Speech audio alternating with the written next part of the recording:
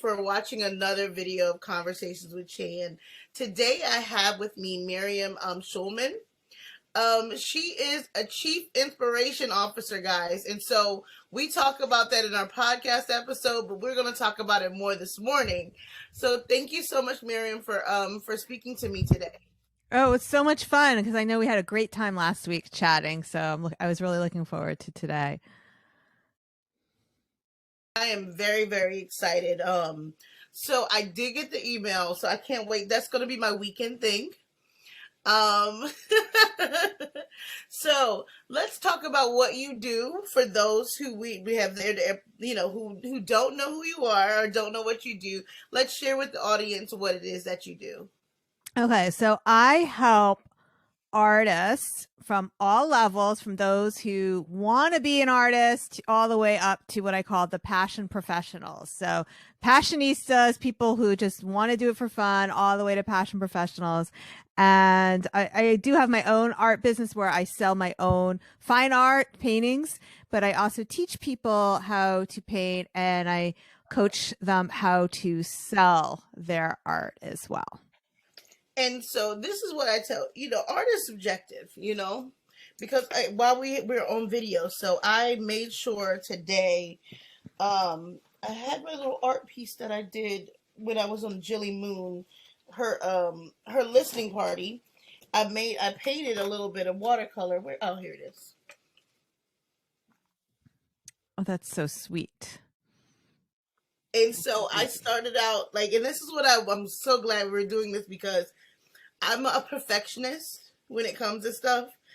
And so when watercolor it does not go where you want it to go sometimes. That's life.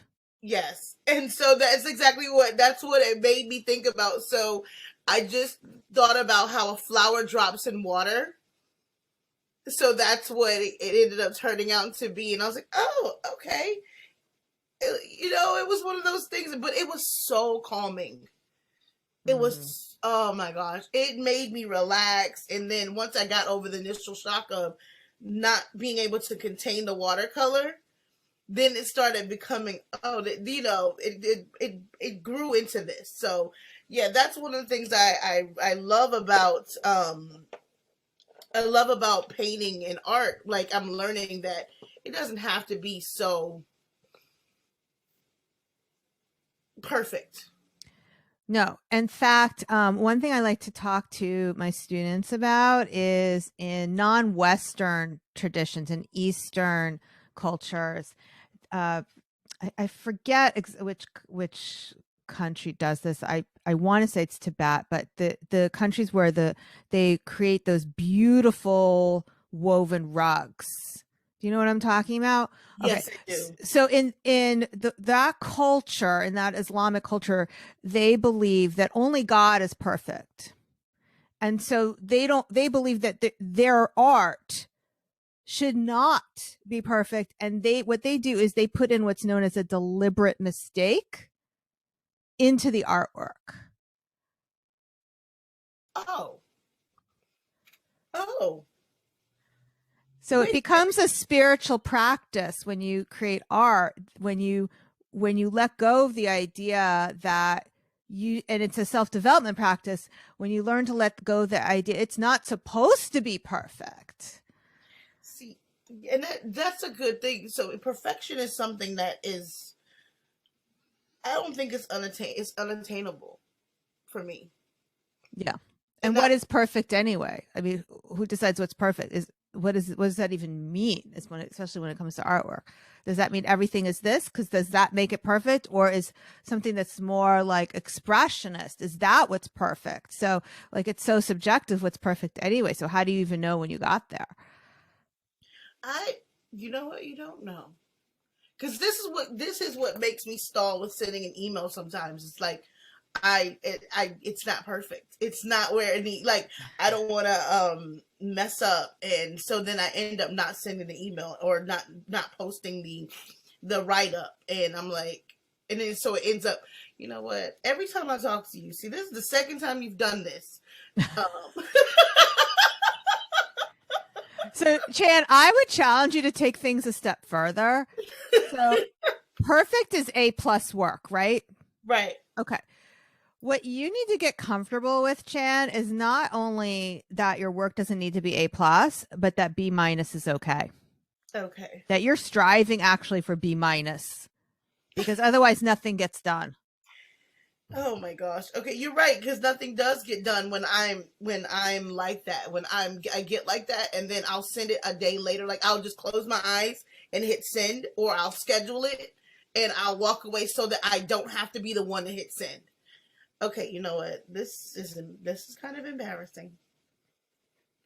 Because as a publicist, this is my job to make sure my client stories are told and also negotiate different things. Like I can negotiate those kinds of, as a consultant, do that part. But as a publicist, I'm the hardest on myself. Okay, you know what? Well, it's always us easier to tell other people what to do, how to make their words perfect, and then when it's ourselves, it's Yes. as long as you can embrace the idea that you are striving for B minus, done is better than perfect. The words you say are always better than the words you don't say. I mean, I can keep going with all these different. I know. This is why you're so good at what you do. I just like you all have to understand. You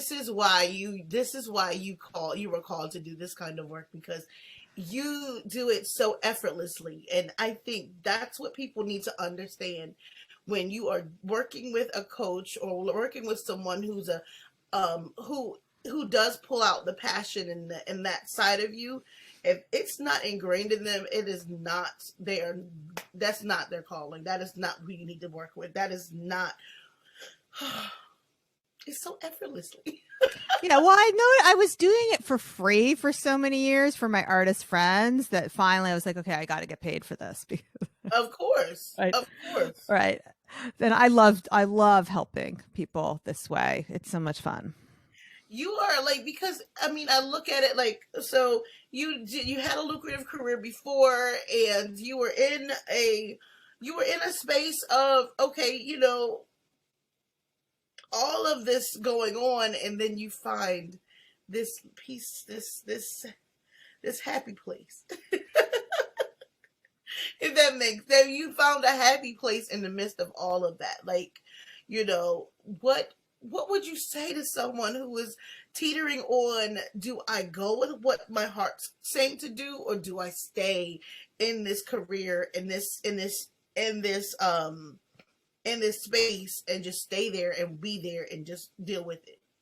I And love then that. want to I leave. love that question. There's so many ways, so many different directions I can go with that question. So the choice to stay in the job is the way you presented it. It sounds very much like, so should I stay in this cave where it's nice and safe? Yes. Because that's the way you present it. It sounds nothing will happen to you in that cave. But it's not totally true, actually. So that's what you got to wrap your mind around. It sounds like it's safe, but it really isn't. Because look what happened last year in 2020. Mm-hmm. People who were in jobs that they thought were safe, and they weren't. So it's kind of like it's an illusion. And like you may be staying in that cave because you don't want to get eaten by a tiger, but there's a snake in the cave. Yes. Right, Lai? And this is what I'll say. You actually hit my situation with the head on the head. I was stuck in a cave, but in the cave was a snake. Was something right? That was of course there was. There was a boa constrictor. It was like wrapping itself around your legs. You just yes. acknowledge. You can leave the cave or stay in the cave, but you need to acknowledge the truth of it. The truth of it, which is that it's not necessarily safer to stay in that cave. And it's not necessarily riskier to leave the cave. Correct. And it's just we as humans, we like to stay, we don't like to change and get uncomfortable, but we have to tell ourselves the truth about the situation. Nothing uncomfortable. I used to sit outside in the garage in my car before I would go in. Um and just like like, oh my gosh, I hope the server goes down today, or Oh my random gosh. random things like, oh, I hope we have a power outage right now. Like, that is, yeah, that was the weird part of me. Yeah, I remember that feeling too. Like my company, like so I first I was at worked in a company that was working in the World Trade Center. So there was that. Well, we can talk Oh about that if you god. want to. Not during 9/11, but I'm really old, so this is during the 92 attacks. You're not old, don't say that. Well, oh, okay. I have many years. That's right, like I'm 52, so I was working in 92 just to give. Okay. Okay. Okay. So whether I'm that's old or not is subjective. Right. So but and then I remember when I was working next at a hedge fund, and I remember being secretly glad when the company wasn't doing well. I was like, oh, maybe I'll get like a severance package, or maybe I could, it's like it's not good when you're hoping bad things for your company. It really isn't. That's like a sign. Yes. So Yes. I mean, when everything happened at where I was like, oh yeah, I'm written out of the org chart. I can let me see where I can. Like, it was kind of like, and when they called me in, I laughed. It wasn't a. I'm not really good in stressful situations or sad. Like, I laugh at the most random times. So I ended up laughing, and they asked me why I was laughing. I said I was just waiting for this. I feel so yeah, much better now. it's like, oh, hello, Snake. Thank you for letting me know you're here. Now I have the excuse to leave that I've been Yes, waiting it was. for. They were like, "Well, would you sign? Where do you want me to sign? You don't want to read it? No. Take it home and think. No, Right. no." I was ready. Like, it was. Even though I love the place, I love, but it was a person that made it hell for me. So for me, it was like a breath of fresh air to just get my freedom, so that I could be at my. I mean, I'm if I didn't beat myself up so hard, I would be at my greatest potential. But I have the tendency to do that. So, yes, I'm here now. And I'm talking to different people and learning so much about myself that I never would have taken the initiative if, that hadn't happened. So, Yeah. And what I like to say to people is don't wait till you find the snake in the cave. I mean, you don't have to wait for that sign from the universe. So what happened to me was when 9/11 happened. So 92 I was at the World Trade Center when which was the first terrorist attack. mhm. And my company was not completely honest with us. They told us it was a Con Ed failure. And I said, okay. So I walked up 32 flights to, I was much younger then, so I could do that. I didn't take the elevator. I walked up to my desk. And when I got there, I could see, oh, the World Trade Center's under attack. Why are we still here working? Hello? Wait a minute. They wanted y'all to still. If they don't. Okay, so wait, let's to be clear. So not the 2000 attacks with the planes, but in Right. 92 there was somebody entered the World Trade Center with a van and a bomb went off. Oh, So no. when that happened, they told us it was a Con Ed failure. And when I went back to my desk, I could look out the window and I could see there were helicopters circling the Trade Center and the glass was broken and people were trying to escape because, I don't know if people died that day, but I know people were injured. So I had that imprinted in my brain, that memory of my company just wants me to work. They don't really care about our lives. So when 9/11 did happen, I wasn't working at the Trade Center then, but when it did happen, I was like, if I would be dead if I was working there, because remember Chan with 9/11 how they didn't evacuate the second tower, and Right. people were like, why didn't they evacuate? Because people Lord. think, oh, you just work. You just work. And that's Keep it. And that's working. what it is. Just keep working. Just keep working and you'll be fine. No, Yeah. no. Right. So when 9/11 happened, that was my big snake moment. Like, I'm not working for these people anymore.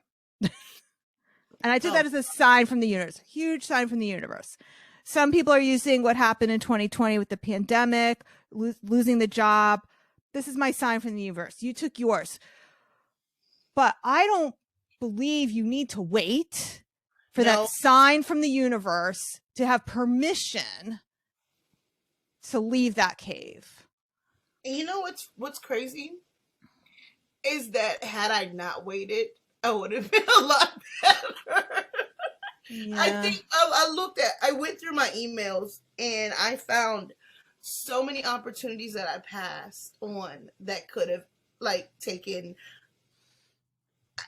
Yeah. Don't wait for the universe. People. No. But you left exactly when you were supposed to leave. Do you know how I know that? How? Because that's what you did. Yes. Yes, it is true. Like, and it wasn't, even though those opportunities I wanted so bad, I really, like, I had to think about the grand scheme of things and what was going on fully in my life at that time. Would I have been able to give 100% to those opportunities?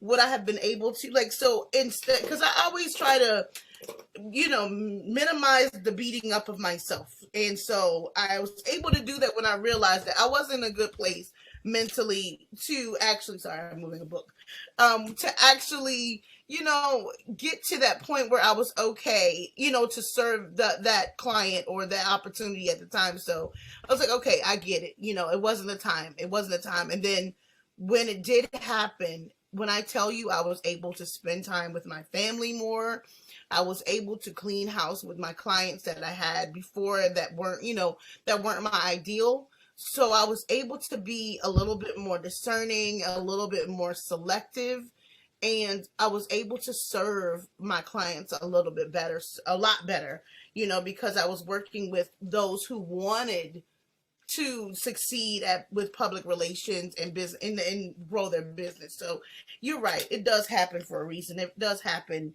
when it needs to happen. So I'm happy about that. So quick question. I know, I'm getting, because it's like these kind of, I don't know, it's something about you just so I could just, sit on the couch and just pour out my dreams and everything that help me work through them. So when you are working with your clients, what is one of the things that they come to you? What's the most common thread among them all? Like, what is it that they all have in alike when they come to you? That's a great question. So, and I'm trying to find the question behind the question. So my assumption is that I teach artists. So I told you I teach people how to paint, but I also teach people who are artists how to make money. Like, that is what I'm really doing. How do you make more money from your art? And usually what I find the problem is they think the problem is this thing over here, but really it's this other thing over there. Yeah, I'll just give you an example so your audience doesn't have to guess. Like, a lot of times and I think this is really, really relevant because of what you do, Chan. A lot of times they believe the problem is for artists, they don't have a big enough Instagram following. Really? Oh, I love your face. And but I believe that people, we're gonna get real now. Okay, I believe that people who have huge followings on Instagram, it's because they got famous off of Instagram. There it is. And like the example that I like to share with them is there's an artist, Ashley Longshore. She has a huge Instagram following, but the reason she has a huge following, she hired a publicist. And she has so much publicity. Like, if you go to her Instagram, she has 2 tabs of her publicity. Like, one is her publicity and the other one is just the publicity for the New York Times. So if you see like, oh, she got publicized in Vogue. Well, if you have that kind of publicity and you share it and Vogue shares it with their followers, that's how you get the Instagram following. But that's not what drives the business. It's the publicity that drives the business. It's the public relations.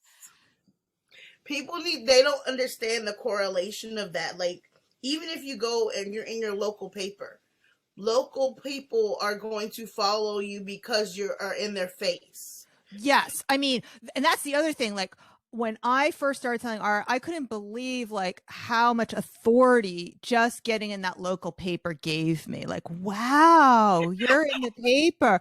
And if people only knew how easy it was, I'd be like, it's so easy to get in the paper. You just send a picture. It's easy. Especially if you're doing something that's newsworthy to your local, to the local community, especially and if it uplifts and inspires people. Yes. See? And Chan, it's easier than ever to get that publicity because, like, the local papers, they don't have the school stuff, they don't have the sports, they are starving for content. When I tell you I'm writing pitches, when I sit on Saturday mornings and I write my pitches, I'm looking at where they're located and looking at the news cycle, and I'm looking on how to play off of that so that my clients can get those placements, because if your community is behind you, there's nothing that can stop you. Yeah. So that is my biggest thing, Yeah. Yeah. I tell people all the time, you gotta understand that whole Instagram following thing is such a myth. Oh, yeah. It's like, I always say there's 5 things you don't need. That's one of them. You do not need to be Insta famous. No. I mean, it's a good place to find prospects and bring them over to your email list. But people who come to me and say, how do I build my Instagram? I said, you've got it backwards. You've got it backwards. Yes. And so that's the biggest thing about that. I'm actually taking my notes because this is so true on so many levels. Oh gosh. I'm so glad you say that you tell these people that, you tell these artists that, like, this is why this matters so much, y'all. This is why, having someone who can be honest with you in the craft helps you so much. So, and unfortunately, there's so many. Well, I don't want to call the people selling Instagram courses snake oil salesmen, but maybe I am. But I'm not going to say that you're wrong. All right, but I don't want to name names, but I did interview someone on my podcast who teaches Instagram, and even she admitted that she gets her clients on email. I mean, that's what it's all about. It's not Instagram. It's not. It really isn't. Instagram is content so that Instagram can show you ads. That is the point of Instagram. You are the content so that they can put the ads in between the content. Correct. And this is what people need to understand. It's not super intensive. It's a picture, a small caption. And the caption is not that long because people are just looking and scrolling and tapping. They're not interacting. I mean, the tap is interacting, but that's about it. Yeah. Pretty pictures with no substance sometimes. I saw someone post a picture. It had nothing to do with someone's death, but they posted a picture of themselves in a box, half naked in a leotard or whatever. And they were like, rest in peace. I'm like, wait a minute. Just, okay. Whatever you want to say. Whatever you want to say that you're doing here. I don't get it, but okay. I'm sorry. Okay, next question. Yeah, because I'm about to get real upset with that. But so, what would you, oh man, because there's so much. I can tell you some other things where it's like they think this is the problem, but really this is the problem. It's like we can keep going with that. Or no, I just like. Have you ever encountered an undiscovered artist, like an undiscovered person? Like, have you encountered someone who did not know that was their passion? and they had a talent for it, like a real, like an extraordinary talent for art. Have you? Well, that's not really my job to be a talent scout.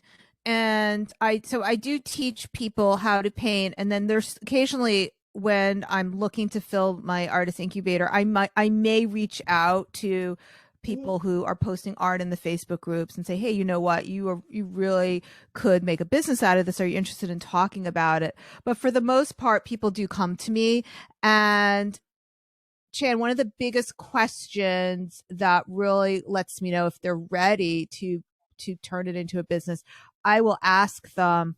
It's a yes or no question. Well, this or that question. I will say, which do you feel, which is more true for you? Feels more true to you? One, I would sell more art if I was a better artist, or I would sell more art if I had better strategies. Ooh, And if they say that they think they would sell more art if they were a better artist, I know they're not ready to work with me.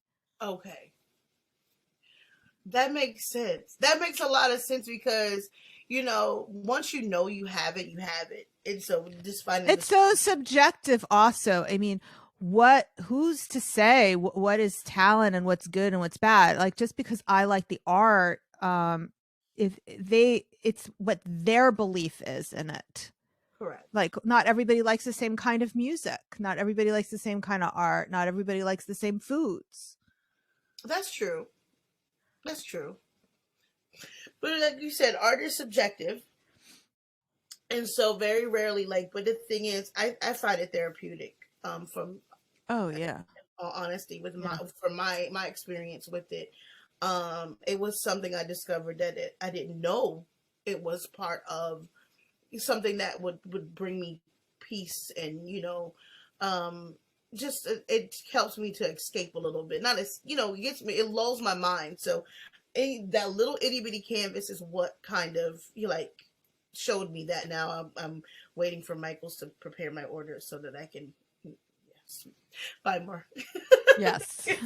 More and see where it goes, because I never knew that that was something. I never knew that that was, I knew about art therapy and stuff like that, but I never knew it would work for me per se. Oh, that's beautiful. So that's where it's like you kind of, made it all make sense in my head. And that's what I like, for things to make sense. Things have to be logical, and have to be, everything has its place, and there's a place for everything. So, that made me sound really weird, but it is what it is. So, in working with you, how can one chat with you or get started? Okay, so if you are somebody who you feel you would benefit from working with me, I work primarily with fine artists, but anybody who sells their creative things that they make. You can first of all, I have a free ebook that talks about some of the things that Chan and I discussed, the 5 things you don't need and the 5 things you do. So you can get that at schulmanart.com/profit. So I think that starting with the ebook is good. Or if they want, they can come listen to me over at the Inspiration Place podcast. And yes, I will say this about her podcast. Listen, sit it as you are working. You can listen. You can stream it and listen. It will help you. Like, it will help you to get into a great place, but also inspire your mind to go to different places that you didn't think you could go to. I will say that because I put it through my Bluetooth speakers and I've played it. So Oh, which ones did you listen to? I started with your first. I started at the beginning. I'm not one of those ones who, let me pull up my playlist really quick. I tell people all the time, don't just go. You start from the beginning and you work yourself to the end. And so basically, you're probably going to see a whole lot of plays starting at the beginning of your podcast from episode 1 to now. So I'm good. Yep. All right, that's a lot of listening time. I have like I know. 130 episodes. But I know, but the thing is, if you play it, like Yeah. if you set it, like I put it on my phone, put it to my Bluetooth speaker, and I'm working, people don't understand that within itself, how what you imbibe and I know people say Clubhouse is great and everything, but if you listen to the wrong things, it becomes a part of your psyche. If you listen to Yeah, I agree with that. certain things that fill you up and make you think and make you, kind of grow, it helps. So I tell you, like, I have a mix on my podcast playlist, but I have to, watch what I listen to and watch what I take in, because of the Absolutely. fact that I'm trying to think better about myself and try to train myself. Even though I think positive, sometimes you get off that beaten path. So yes, I'm starting at the beginning. I have a nice little mix. You can do a podcast mix on Spotify, or you can do it on Apple Podcasts. You can create your own playlist. So therefore, I'm here now, and I'm excited because I have work to do today. And I tell my kids to always be quiet. I tell this man to be quiet and let me have my moments. But yes, you all need to listen to start from the beginning. If you don't want to start from the beginning, start at the latest episode. But I like to start from the beginning because I want to grow with you and learn from you. Yeah. And I want your listeners to know I don't talk about really how to paint on the podcast. It's really the mindset that you need to be a creative person and an entrepreneur. I think every artist is an entrepreneur, and every entrepreneur is a creative person, because you are creating something that never existed before. And see, people don't understand that. I have a whole list. I'm gonna scroll. Let me scroll through here and show I can, because you're after Bridget.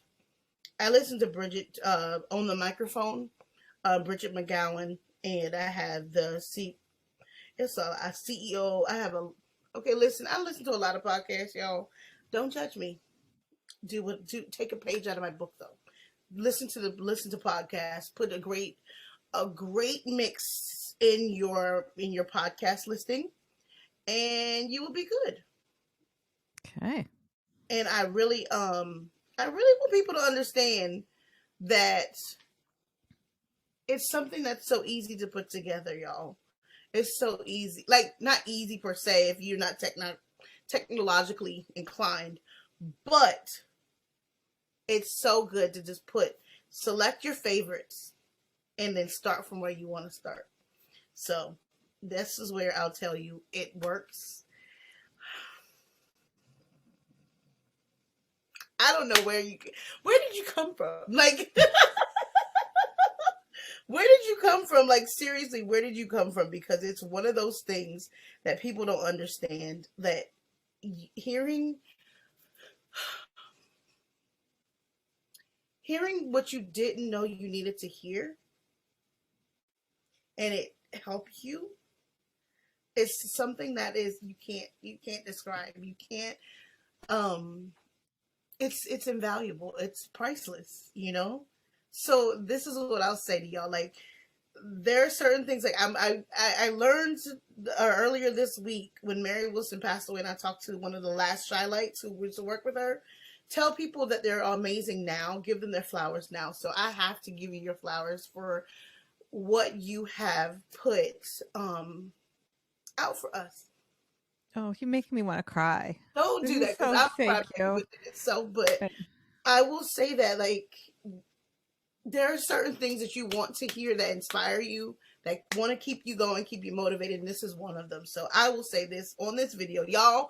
I'm going to put a clip of her podcast so you all can see the cover. You all can see exactly what it looks like, and I want you to click on it and listen to it and understand why you have to be so selective on what you listen to and what you allow into your mental space, because the right thing will motivate you to take over the world in a good way.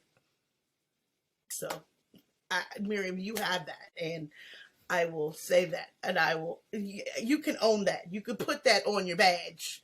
Oh, I'm like grabbing that as a testimonial with your face on it. You have it is. Listen, okay, because I'm having my moments, and I'm trying not to be like that, but watch what you put into your body: food, drink, and listening and watching. But you have it, and I can't thank you enough for that, because you share a part of you. So yes, we kind of went off on traveling pants of the Yaya sisters just now. it's one of those things I'm very happy about, and I really do appreciate. Well, thank you, Chan. But I do have to say, you brought out sometime. I think it was a good chemistry with us. You brought that out of me. So you have you asked really good questions, and you allowed yourself to be vulnerable, which helped in this conversation. So thank I don't you. do that often. You're welcome, and I don't do that often. So you all saw it, y'all see it on this. I'm not gonna clip it out. Don't. Yes. What are dabbing at our mascara? Yeah, trying to make sure nobody knows that I'm up here tearing up because it's something to have, and it's something about listening to something that inspires you, and you didn't need it, but it's very much so a thing. You all need to understand. It's one of those things, and it was like, oh, it's just a podcast. No, it's more than that, guys. It's more than that. It's something that feeds your soul, and you would want to make sure your soul is being fed correctly. So there it is. Mm-hmm. So is there anything you want to leave us with today? Because I done left my feelings on the table. Yes, I would love to let your listeners know. We talked a lot about that feeling to want to stay safe in the cave. And if that's you, don't beat yourself up about it. We have evolved. We are here as a species because of that survival instinct to want to stay safe. Anytime, though, that you're going to do anything the least bit uncomfortable, whether that is trying something new in your business, whether you are going to do publicity and that makes you feel uncomfortable to be so visible, anything that makes you feel uncomfortable is going to cause you to have fear, because we've evolved to want to stay safe. And that fear and that discomfort is going to make you come up with all kinds of reasons. I don't call them excuses because they feel true. I call them doubts, reasons why that won't work for you. Those doubts, that little voice is going to chime in, and that's because your fear is telling your doubt to take over to keep you safe. And what happens when you have all those voices giving you doubts? You're going to get confused or overwhelmed, and sometimes both. And what's going to happen when you're confused and overwhelmed? You quit. Yeah, you don't do anything, because why should you do anything if you have all these doubts and you believe that it's not going to work for you? And the smarter you are, the better you're going to be at coming up with these phony reasons why things won't work for you. So just be careful and mindful of managing your brain around that anytime you do something uncomfortable, because being uncomfortable is how you're going to make your dreams come true. I feel so. I've had a litany of excuses, so you're right.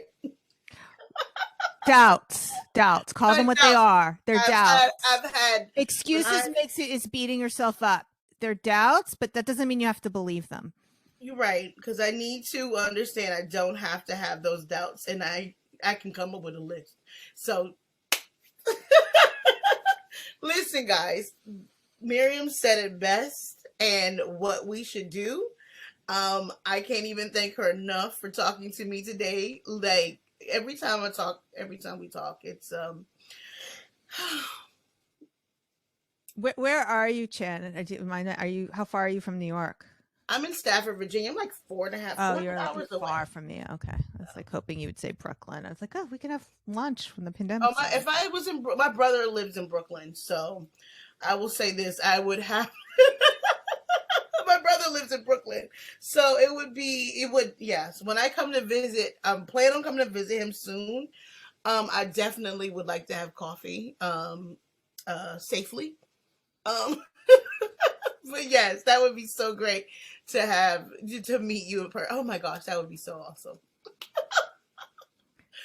Oh wow, okay, because I'm loving the artwork behind you. It's so great. Thank you. Oh my gosh, see. All right, so thank you so much for having me. I really am grateful and I appreciate it. Yeah, I appreciate it too. So we'll talk soon. Okay. Alrighty. Bye. Bye.